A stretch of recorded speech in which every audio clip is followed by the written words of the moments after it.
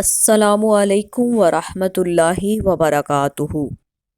بسم اللہ الرحمن الرحیم۔ صحیح البخاری حدیث نمبر 1718۔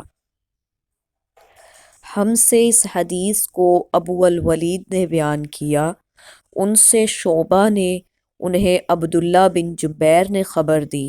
وہ کہتے ہیں کہ ہم نے انس بن مالک رضی اللہ عنہ سے اس کو سنا، وہ رسول اللہ صلی اللہ علیہ وآلہ وسلم سے روایت کرتے ہیں کہ آپ صلی اللہ علیہ وآلہ وسلم نے فرمایا،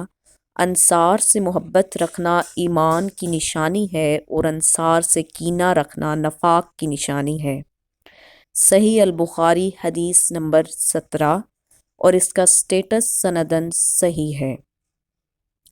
ہم سے اس حدیث کو ابو الیمان نے بیان کیا، ان کو شعیب نے خبر دی، وہ زہری سے نقل کرتے ہیں، انہیں ابو ادریس عائض اللہ بن عبداللہ نے خبر دی، عبادہ بن ثابت رضی اللہ عنہ جو بدر کی لڑائی میں شریک تھے اور لیلۃ العقبہ کے 12 نقیبوں میں سے تھے،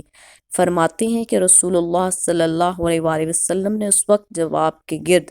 صحابہ کی ایک جماعت بیٹھی ہوئی تھی، فرمایا کہ مجھ سے بیعت کرو اس بات پر کہ اللہ کے ساتھ کسی کو شریک نہ کرو گے،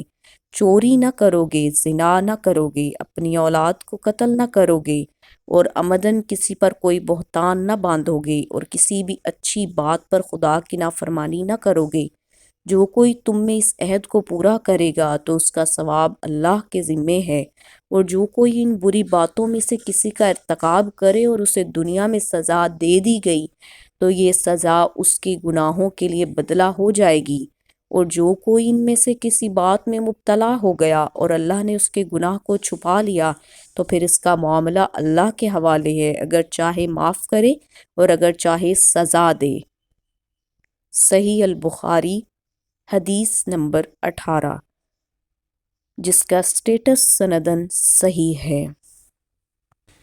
اگر آپ کو ہماری یہ ویڈیو پسند آئی ہو تو اسے شیئر ضرور کیجیے اور چینل کو سبسکرائب کرنا مت بھولیے۔ شکریہ۔